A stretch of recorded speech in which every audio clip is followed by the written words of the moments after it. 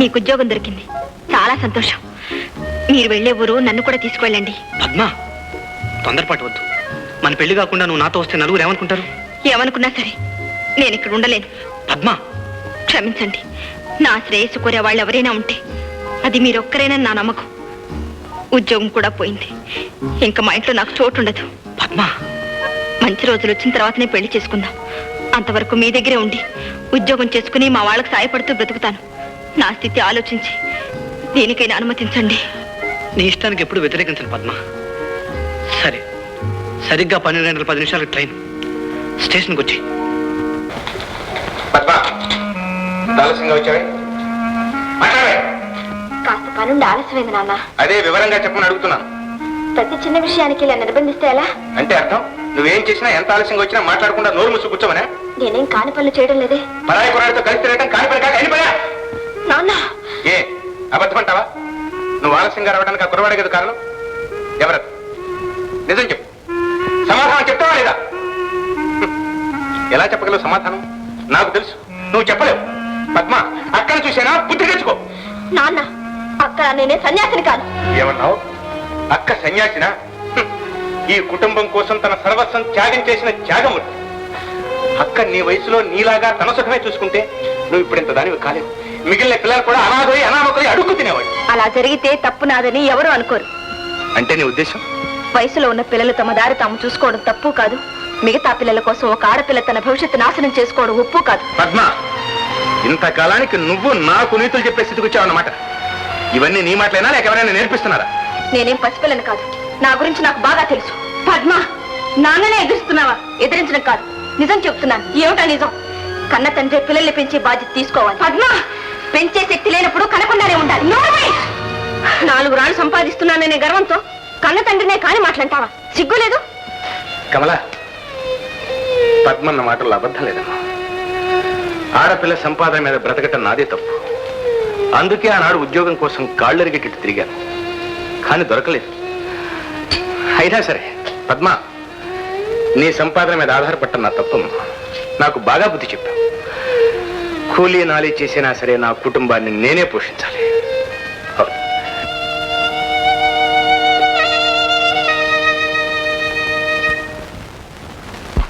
అబ్బాయి, ఊరికా? అవును. సరే, ఉద్యోగం వచ్చేంత వరకు పెళ్లి సంబంధం చూడొద్దన్నావు. ఉద్యోగం వచ్చింది, పిల్లని చూశాను, లక్షాధికారుల సంబంధం. మరి ముహూర్తం ఎప్పుడు పెట్టమంటావు? ఒక్క పని మాత్రమే మీరు చేయండి. ఏంటది? పిల్లల్ని నిర్ణయించుకునే వంతు నాది, ముహూర్తం పెట్టి పెళ్లి చేసే వంతు మీది. ఇదేమిట్రా ఇది? వివరాలతో సహా ఉత్తరం రాస్తాను, వస్తా. జగద్రక్షక.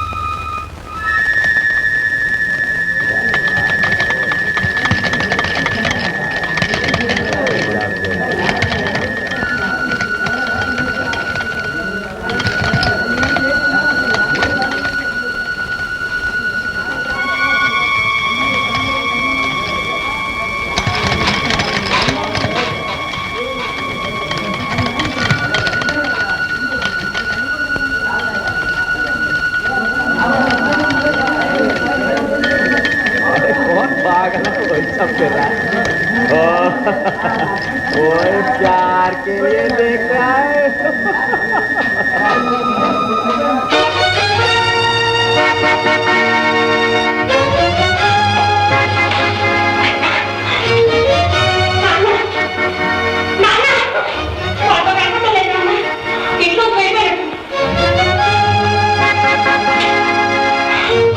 అమ్మా, నీతో ఏమైనా చెప్పిందా? లేదు నాన్న. ఏమిటమ్మా, ఎక్కడికి వెళ్ళి ఉంటుంది? నువ్వు ఎక్కడే ఉండమ్మా, నేను వెళ్ళి చూసేస్తాను.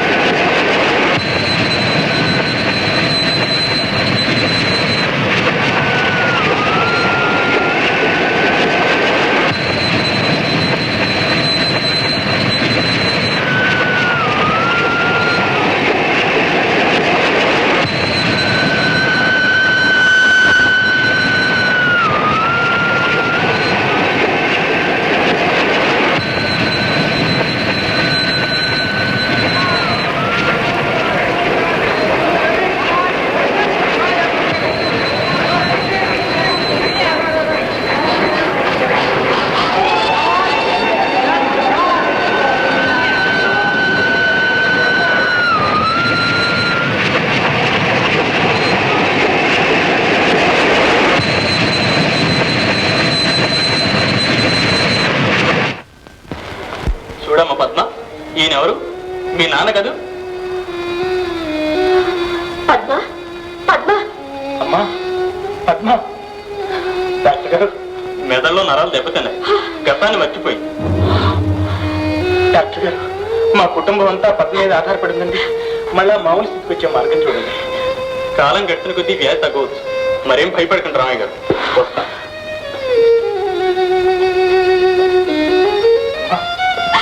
పద్మ, అమ్మా, అక్కాయి, చెల్లెళ్ళు వెళ్ళొస్తా ఉన్నారమ్మా, ఒకసారి చూడు.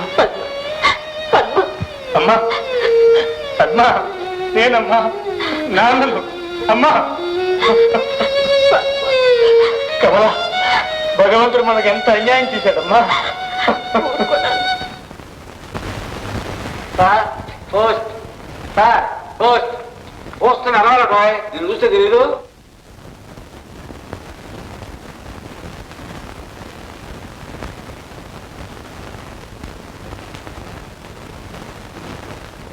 ప్రియమైన నాన్నగారికి ఇదేం రాతరా, పూజలను కూడా రాయలేదు. ఉభయ కుశలోపరి. ఉభయులంటే మరొకరెవరు లేరు కదా? నేను పద్మనే అమ్మాయిని ప్రేమించాను. ఆరంభించాడయ్యా ప్రేమదండకం.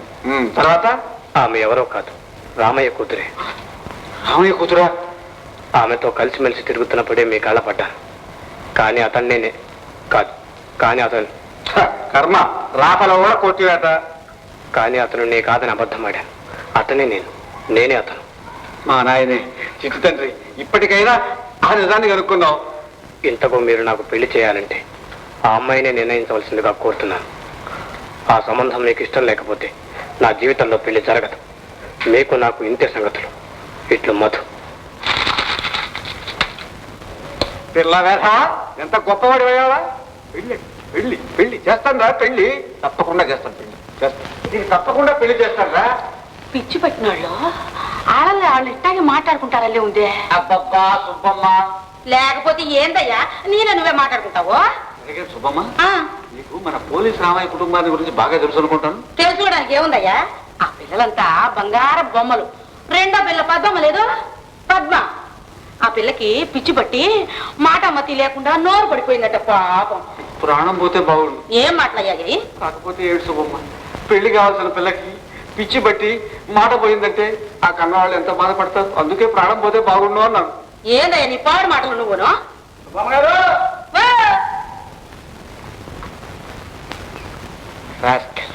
రాస్తాను రా జవాబు నీకు, తప్పకుండా రాస్తాను. సాబట్ట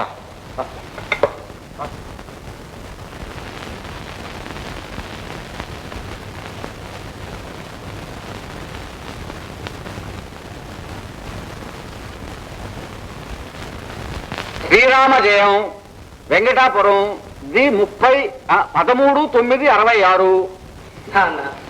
ఉత్తరంలో కూడా ఇది ఎందుకు నాన్న?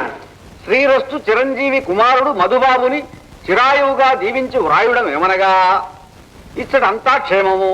అక్కడ నువ్వు క్షేమంగా ఉండగలందులకు వెంకటేశ్వర స్వామిని ప్రార్థిస్తున్నాను. ఇప్పటికైనా తండ్రి దగ్గర నిజం ఒప్పుకున్నావు, సంతోషం. నీవు పద్మను పెళ్లి చేసుకోవడం నాకు ఇష్టమే. అందుకని ఆమె తండ్రి దగ్గరకు వెళ్లి దర్యాప్తు చేశాను. పద్మకు పెళ్లి అయిపోయిందని చెప్పాడు. అతను దరిద్రుడు, ఏదో డబ్బు తీసుకుని ఎవరో రెండో పెళ్లి వాడికి పెళ్లి చేసి ఉంటాడు. పోనీ ఆ డబ్బు నేను ఇచ్చేస్తానన్నాను. అదేం కుదరదు, అప్పుడే పెళ్లి అయిపోయింది, సిగ్గు లేక మాట్లాడతామని కోప్పడి నా మీద కొట్టడానికి వచ్చాడు. అబ్బాయి, నీవేం విచారించకు, నేను వాడి బాబు లాంటి సంబంధం చూశాను. పిల్ల బంగారు బొమ్మ, లక్షాధికారుల సంబంధం. నీవు వస్తే నిమిషాల మీద ఆ సంబంధం కుదురుస్తాను. ఇంతే సంగతులు గ్రహించవలను. గురుసు రమణయ్య వ్రాడు.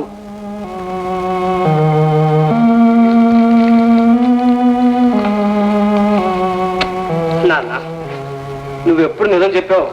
ఇదంతా నీ స్టంట్. నేను వచ్చి నిజం తెలుసుకుంటాను.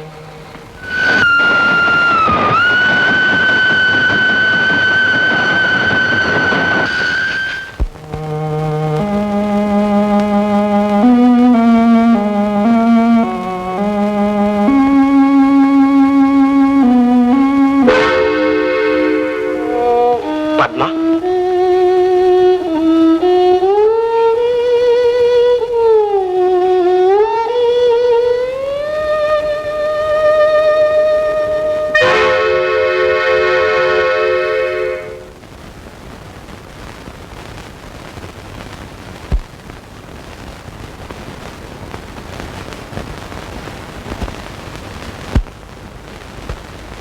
జగద్రక్షక, కన్న తండ్రి మాట వినే స్థితిలో లేదు ఈ రోజుల్లో పిల్లలు. ఒరే నాయన బాబు, ఒరే మధు, ఇప్పటికైనా నీ సంశయం తీరిందా? మనం ఉండేది హిందూ దేశం. పోయి పెళ్ళైన తర్వాత ఏ పెళ్ళైనా ప్రేమించిన వాడిని కూడా కన్నెత్తి చూడకూడదు కూడాను. అబ్బా, ఏమిటి నాన్న నీ గొడవ? అది కాదురా, ఆ అమ్మాయికి ఎప్పుడో పెళ్లి అయిపోయింది. నా ఉద్దేశం ఎప్పుడో మీకు ఉత్తరంలో రాశాను. వస్తాను. మధు మధు, జగద్రక్షక. ఏందయ్యా ఇదంతా? భలే బాగుండదే. పెళ్ళొద్దు మొర్రో అంటే చేసుకోమని బలం చేసేస్తుంది. మరి వెళ్ళిపోతే ఏం చేస్తాడు అంట. ఏమయ్యవు నువ్వు చేస్తారా పెళ్ళి? నిన్న ఏమయ్యవు మాటలు మర్యాద రాని నీ కళ్ళకి నేను ఎక్కడ కనిపిస్తున్నాను ఏంటి? అమ్మగారు అని చెప్పేస్తాను. ఇటువంటి మాటలు బాగుండేది. ఏదో నవ్వులాట కనలేదు. ఇటువంటి మాటలు నవ్వుతారు ఏడుతూ అంటారా?